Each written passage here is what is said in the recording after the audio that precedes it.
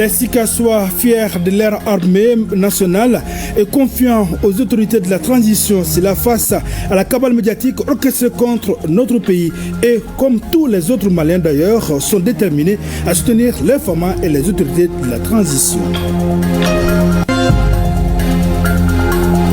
Mopti, afin d'améliorer la gouvernance sécuritaire et la protection des populations, la Direction du développement et de la coopération suisse à travers l'ONG Jam Sahel apporte sa contribution. Elle renforce la collaboration et la coordination entre les différentes composantes sécuritaires régionales.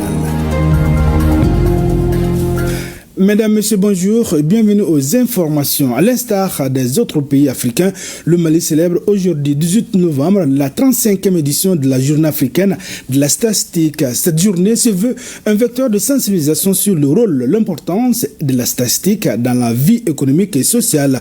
Pour cette édition, le thème retenu est « Tirer parti des innovations en matière de données et de statistiques pour promouvoir une société juste, pacifique, inclusive et prospère pour les Africains ». En prélude à cette journée, le ministre de l'économie et des finances a adressé un message aux acteurs du domaine. Le détail du message du ministre de l'économie et des finances, Aloussene Sanou, c'est avec Tamsir Diabati.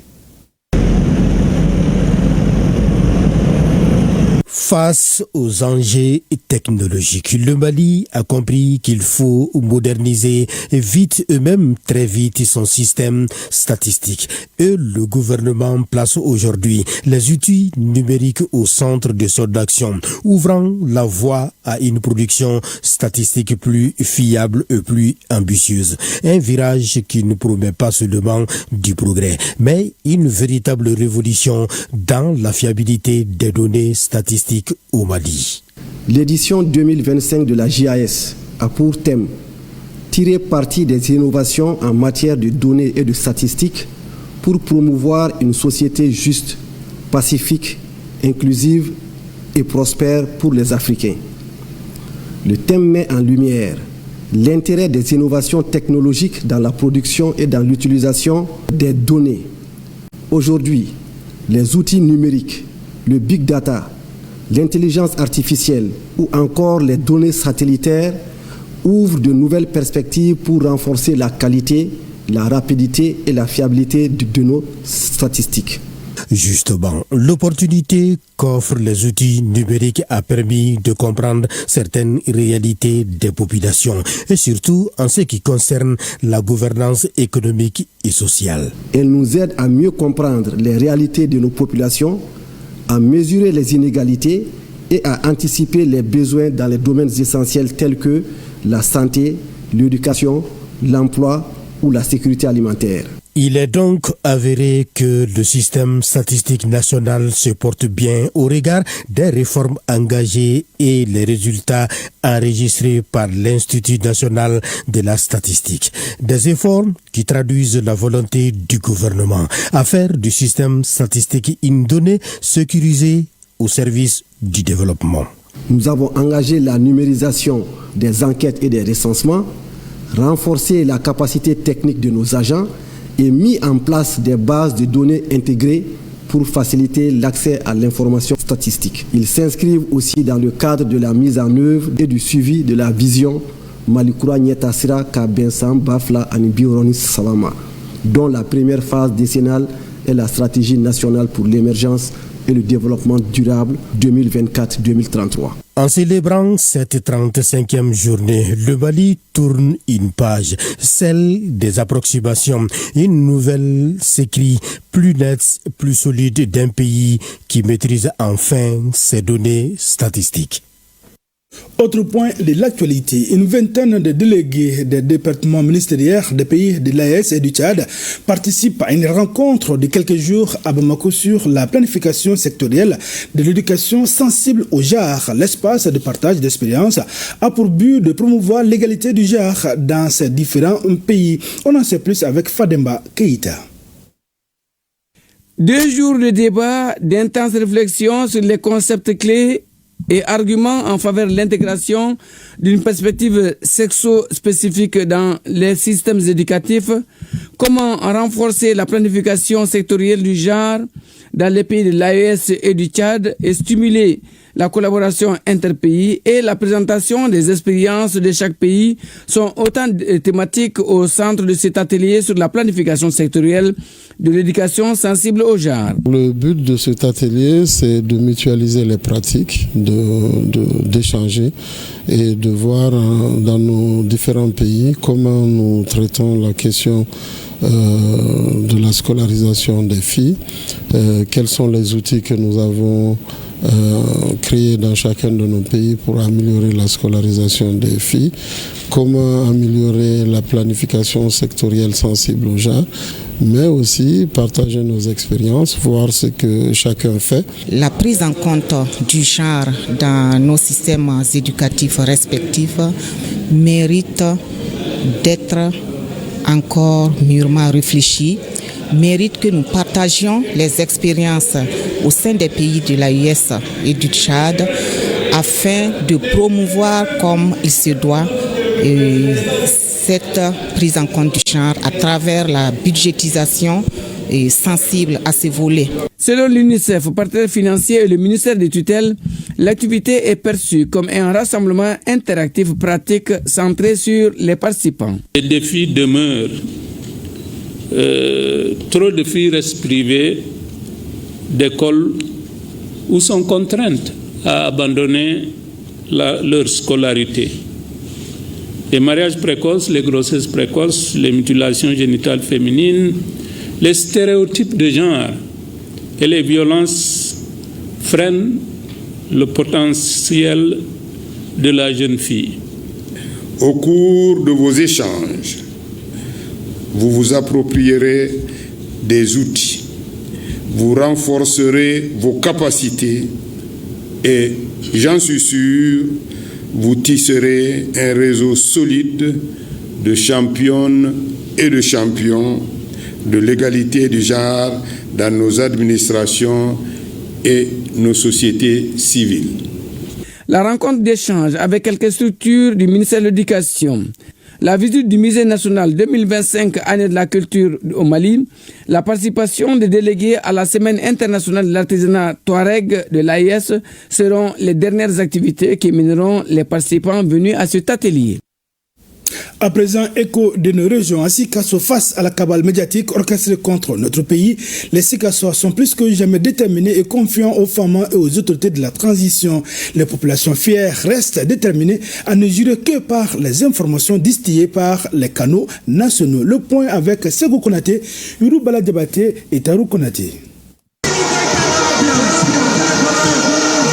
Depuis quelques années déjà, que notre pays a décidé de s'affranchir du joug colonial et d'assumer en toute responsabilité sa souveraineté totale et entière en imposant à tout partenaire les trois principes chers au président de la transition, le général d'armée Assimi Goïta, à savoir le respect de notre souveraineté nationale, le respect de nos choix stratégiques et l'intérêt du peuple au cœur de tous les projets de développement, suivi du renvoi des forces onusiennes et de Barkhane.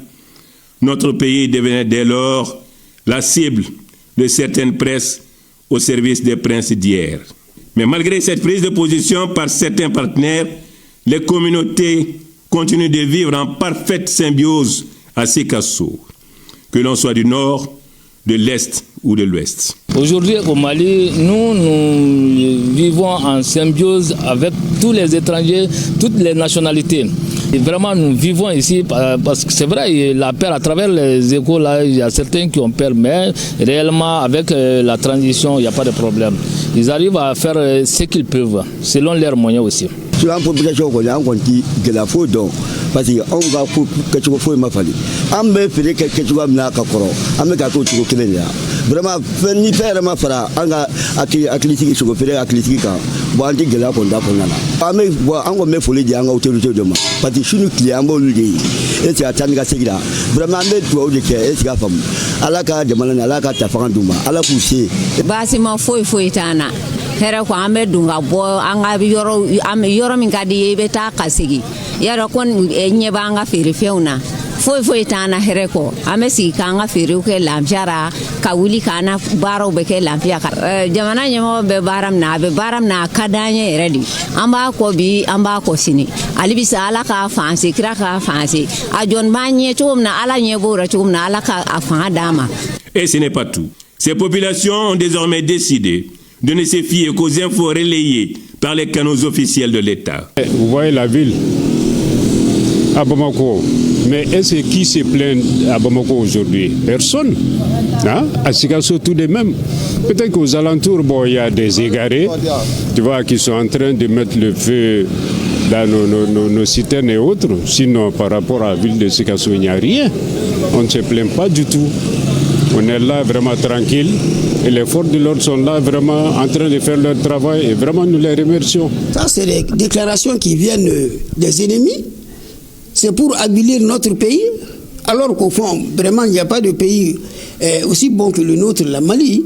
C'est du mensonge, ça c'est du faux renseignement qu'on veut répandre autour de notre pays pour décourager les bonnes volontés, décourager les gens. Non, point du tout. La transition est en train de tout faire pour nous, tout. Les gens là sont en train de tout faire et notre cher président est en train de tout mettre en œuvre pour nous mettre à l'aise. Mais c'est nous-mêmes qui ne sommes pas des gens faciles à gérer. Soutien sans faille aux autorités de la transition en place. Soutien à notre armée nationale. Tel est le sentiment qui anime les citoyens de la capitale du Kénédougou. Car pour eux, nous n'avons que ce seul Mali, le Mali éternel. À Mopti, la direction du développement et de la coopération suisse à travers l'ONG Jam Sahel apporte sa contribution à la gouvernance sécuritaire et la consolidation de la cohésion sociale dans la région. L'objectif visé à travers ces cadres d'échange est de renforcer la collaboration et la coordination entre les différentes composantes de la sécurité. C'est là afin d'améliorer la gouvernance sécuritaire et la protection des populations. Boubacar Sankaré, Suleiman Tapsugé. Cette deuxième réunion ordinaire du comité consultatif de sécurité au niveau de la région de Mopti se tient dans un contexte sécuritaire délicat caractérisé par la présence de groupes armés terroristes, le banditisme urbain et périurbain et l'agression de nos patrimoines forestiers et culturels, d'où une synergie d'action afin de répondre aux défis liés à la crise sécuritaire. La sécurité humaine est une responsabilité collective et la paix se traduit dans les dialogues, la coordination et la confiance.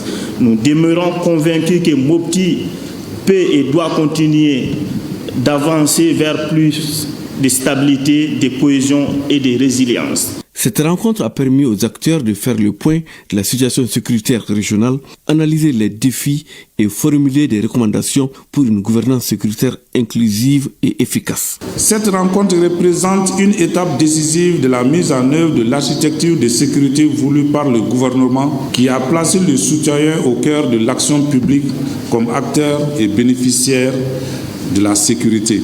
Il faudrait que chaque entité, chaque citoyen joue pleinement son rôle et soit engagé pour les solutions au profit de la communauté. Cette deuxième réunion du comité consultatif au niveau de la région de Mopti est initiée par le gouvernorat et bénéficie de l'appui financier de la direction du développement et de la coopération suisse à travers l'ONG Jam Sahel. Escale à Bamako avant d'aller à Caille pour dire que la sortie de la 10e session de formation de l'association pour la formation islamique ASFI, eh bien, ils sont plus de 12 000 auditeurs, auditrices de 62 centres de formation à travers la ville de Bamako et environnant à obtenir les résultats. Cette promotion concerne les niveaux 10 et 17 pour le centre AFSI de Faladja Sema. Les détails avec Dossé Babadjara et Mahamadou Sidibé. C'est la lecture des versets du Saint-Coran, une démonstration symbolique initiée par des auditeurs de différents niveaux qui a marqué cette cérémonie de sortie de promotion. 3 mois de formation suffisent à chaque niveau pour se lancer dans les opportunités qu'offrent les centres AFSI, Association pour la formation en sciences islamiques. Après chaque session, nous organisons des cérémonies pour remettre les attestations à des niveaux. Niveau 10 et des niveaux 17. 15 niveaux 10 et 16 niveaux 17. Aujourd'hui, ce que nous avons vu au niveau du centre AFSI, STM au Faladja, près de Lija, ça ne peut que nous réjouir. Puisqu'après 3 mois de formation, nous sommes là aujourd'hui à décerner des attestations à nos auditeurs de niveau 10 et de 17. Par l'occasion aussi, AFSI va donner le résultat à 12 214 auditeurs et auditrices dans nos 62 centres à travers la ville de Bamako et environnants. Et il y a 66 attestations de reconnaissance qui seront remises. Pour satisfaire les apprenants et faciliter les formations, AFSI dispose plus de 70 centres à Bamako où les cours sont organisés tous les dimanches. Mon sentiment par rapport à la formation, c'est un sentiment de satisfaction.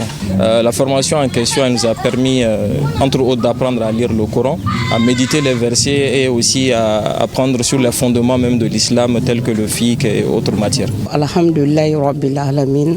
Je remercie le Tout-Puissant de m'avoir accordé cette opportunité. Aujourd'hui, j'ai plus de 60 ans et je fais le niveau 17. Je n'ai jamais été inscrite dans une école coranique. Dieu merci. Aujourd'hui, je peux lire tout le Coran 2 fois par mois et j'ai compris beaucoup de choses dans la religion musulmane. Au cours de la cérémonie, des attestations de reconnaissance ont été décernées à 66 excellents auditeurs. Les centres AFSI appellent toujours la communauté musulmane à venir s'inscrire, car, souligne-t-il, apprendre à lire le Coran est un devoir pour chaque musulman. À Caille, s'est tenu jeudi un atelier de sensibilisation, de planification sur la préservation des races locales des bovins et de la préservation des espaces foragères locales. Objectif, renforcer l'engagement des acteurs et des autorités sur la préservation des races bovines locales, essences végétales d'intérêt fourrager pour les éleveurs et plus généralement au Mali. Les participants sont de Caille, Ilemani et Bamako, nous dit Issa Diakité.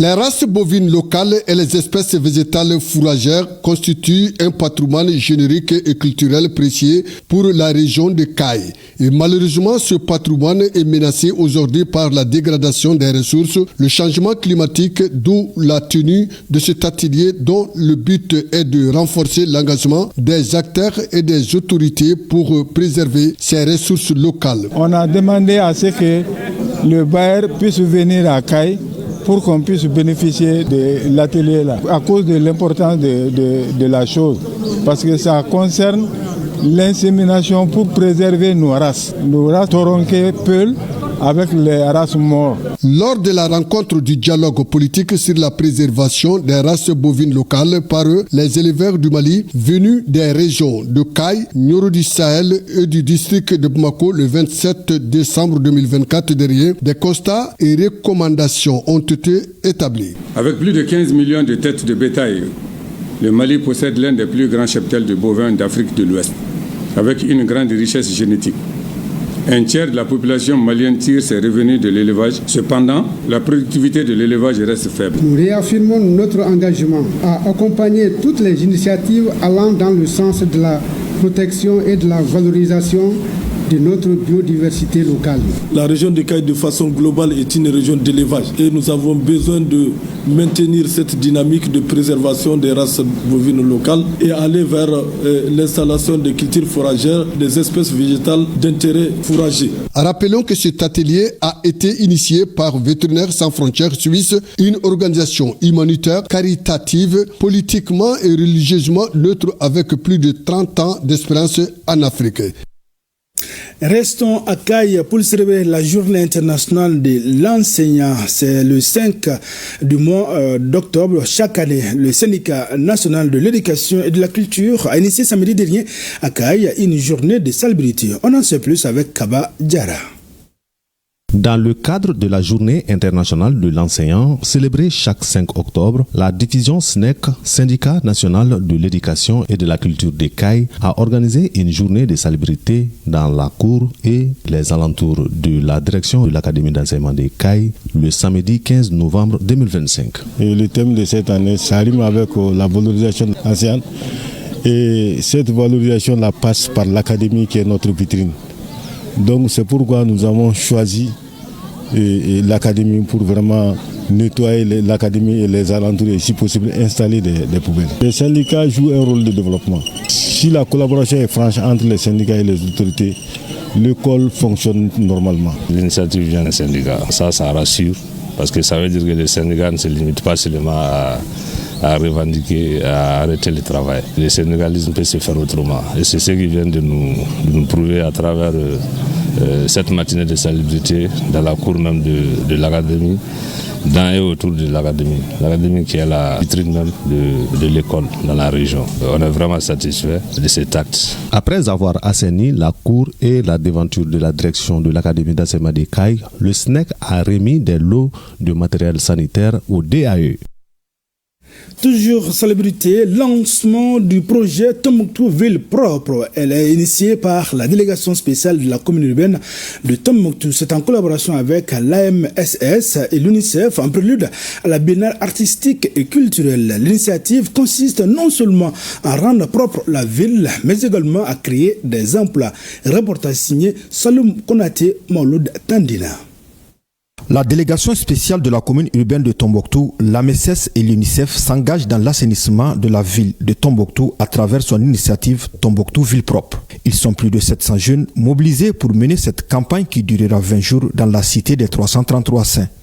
L'initiative est soutenue par l'UNICEF dans le cadre du PAFEM. La jeunesse qui est mobilisée aujourd'hui, c'est une jeunesse qui a une expérience de travaux similaires. En ce sens, nous sommes à notre deuxième cycle. Toute la jeunesse de Tombouctou qui est mobilisée, les bénéficiaires du projet sont au nombre de 781 qui vont travailler sur une période de 20 jours avec une rémunération sur la base de 2 000 francs par jeune. Donc à la fin des 20 jours, chaque jeune aura 40 000 francs en espèces pour permettre de renforcer vraiment son assise économique.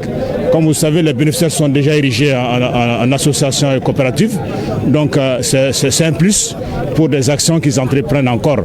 Entièrement financé par la Banque mondiale à travers l'UNICEF, le projet Tombouctou Ville Propre vise à rendre propre la cité du savoir, mais aussi créer des emplois au niveau de la région. Que cette deuxième phase vient encore renforcer davantage l'assainissement de la ville, mais aussi créer des emplois comme vous pouvez le voir pour des jeunes et aussi pour des personnes adultes majeures. Mon message, c'est d'abord un message de félicitations pour la commune de Tombouctou et la région en général, où nous voyons un engouement dans la mise en œuvre de ce projet. Parce que le plus important n'est pas de nettoyer aujourd'hui, mais c'est de savoir qu'on doit vivre dans la propriété. Ce qui envisage que demain, la durabilité du projet est assurée dans la mesure où les autorités, les bénéficiaires sont prêts à assumer cette responsabilité. C'est un prélude à la biennale artistique et culturelle prévue dans une quarantaine de jours. Et nous avons voulu lancer cette nouvelle phase qui consiste à redorer Tombouctou de toute sa beauté, de toute sa propriété. Nous avons utilisé à peu près 700 et quelques jeunes. Nous allons traiter une vingtaine de mares, curer sur toute la rocade ce qu'on appelle les caniveaux et essayer de les couvrir également. Le président de la délégation spéciale de la commune urbaine de Tombouctou invite la jeunesse à maintenir le cap afin de rendre la région plus enviable. C'est donc la fin de ce journal. Merci d'avoir été de notre. À demain, Inch'Allah, même heure, même plateau et pour d'autres informations.